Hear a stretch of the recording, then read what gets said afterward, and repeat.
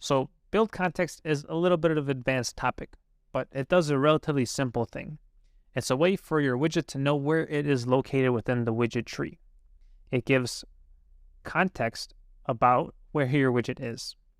Think about it as if you were blindfolded and dropped off in a random city. You'd use the context around you. You'd look at the street signs. Maybe you'd look at the sun's direction, some landmarks. You'd use the context around you to figure out where you are. Same thing with build context and Flutter. Now, we're going to get deep into how Flutter works under a hood, but there's a reason Flutter was built as a framework. You don't really need to know this when you're working with it day-to-day. All these things are abstracted within the framework to make it easier for you to develop. If the only thing you remember from this lesson is that build context gives you context on where your widget is located in the widget tree, you are solid. But I do find it really fun to dig deep into it and kind of understand how things work under the hood, so we're going to dive deep. So I mentioned that everything is a widget before, and that's not the full picture. A widget is basically a blueprint for your app, and this blueprint is used for something called an element tree. This element tree controls the life cycle and tells you about the location of where this element is within the tree.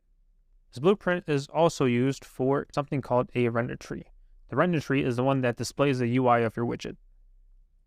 So your element tree handles the life cycle and figures out the location of where your widget is, and the render tree is the one that actually displays it. This lesson, we're going to focus on the element tree. So this element tree, let's highlight this text, for example, knows where this text widget is. It does that by using the context and going upwards in the widget tree and figuring out that it belongs to this container, then column, row, and this container. One thing to know here is it can only tell where it's located vertically within the element tree. It has no clue about where it is horizontally. So this text widget doesn't know where this text widget is. And like I mentioned, it uses the context in order to gain information about where exactly it is. Some most common ways to use context is with a navigator. So your material app gives you a navigator, and you can use the context to go back up the widget tree to figure out where your navigator is, and then do some navigation based on that. Another very common one is your theme. So you use the context of what this element tree is, and you find the theme associated to this context, and you can use it within your application. Now, in the next lesson, we'll actually go over the navigator and how to navigate through this. But I wanted to finish off this lesson by telling you a little story about Flutter's past.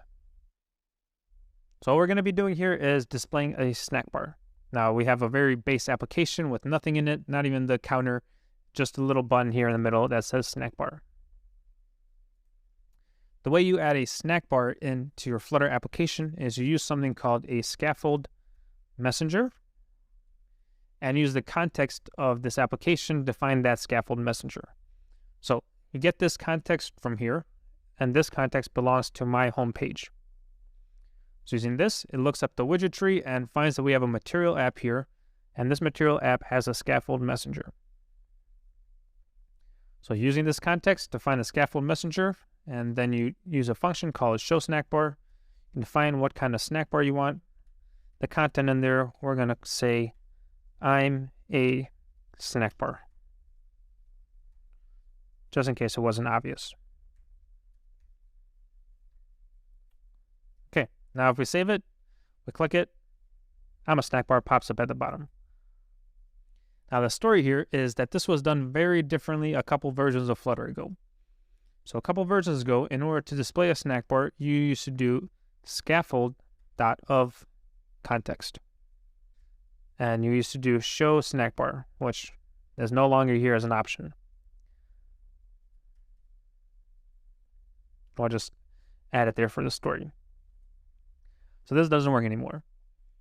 Why was this changed? So how this worked before is within the scaffold, you had the logic to show this snack bar. So you'd use the context to look up the tree to find the scaffold where this belongs to and show the snack bar there. Now what's the problem here? We mentioned this context belongs to the My Homepage widget. So My Homepage doesn't have a scaffold above it. The scaffold is within this, and we're using the context that's above it in the element tree. Whenever you run this, you get an error saying that this context doesn't have a scaffold. Now, there was a way around it. You'd use something called a builder widget, and this builder widget has a context within it. So then you'd use that context instead, and this one would look up its widget tree and see there's a scaffold above it, and then it would work. But a lot of people had issues with this, so they updated and made it easier for us, and now we just use a scaffold messenger to show our snack bar. So that's BuildContext, and a little story about how it changed a little bit how Flutter works, and we'll be using it a ton when doing navigation, which is what the next section is.